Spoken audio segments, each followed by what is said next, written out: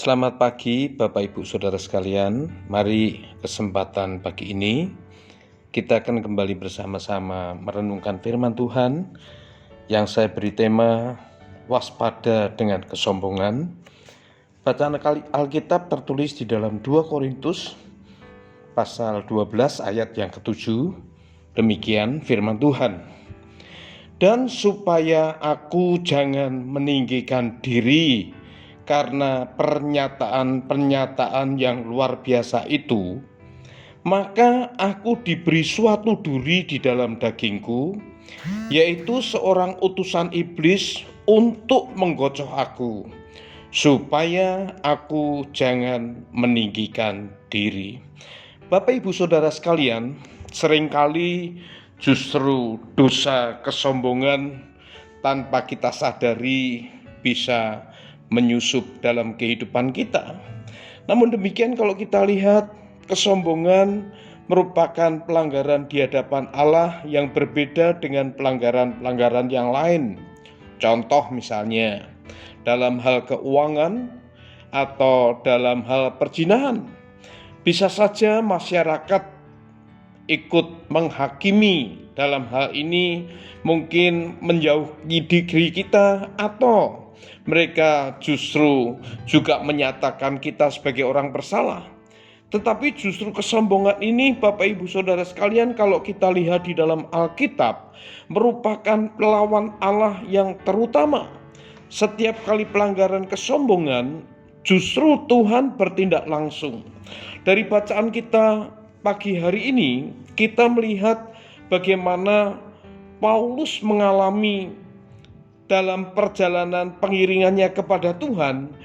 Tuhan izinkan iblis menggocoh kehidupan Paulus. Menggocoh ini ada banyak tafsiran yang bisa muncul, tetapi yang pasti Tuhan izinkan iblis untuk menggodai, untuk terlibat langsung, supaya Paulus jangan sampai meninggikan diri. Bapak Ibu Saudara, dalam tema ini saya sampaikan waspada dengan kesombongan. Jangan sampai justru sekalipun kita belum jatuh di dalam dosa kesombongan, tetapi Tuhan izinkan iblis terlibat untuk menggodai kehidupan kita, supaya kita ini tidak jatuh di dalam dosa kesombongan. Nah, mari pagi hari ini kita mau belajar bersama-sama untuk berawas-awas dengan diri kita sendiri. Kita belajar bersama-sama untuk kita senantiasa introspeksi diri. Apa yang kita lakukan, apa yang kita perbuat, apakah semua itu untuk kemuliaan Tuhan, atau jangan-jangan untuk kepentingan diri kita sendiri. Mari Bapak Ibu Saudara yang saya hormati di dalam Kristus Yesus, jangan izinkan Tuhan sekalipun memberikan kesempatan kepada iblis supaya iblis bertindak di dalam kehidupan kita untuk mencegah kita supaya kita tidak jatuh dalam dosa kesombongan. Dengan kata lain, mari kita mau belajar merendahkan diri di hadapan Allah. Dan Alkitab memberikan banyak catatan bahwa Allah membenci orang yang congkak, tetapi mengasihani orang yang rendah hati.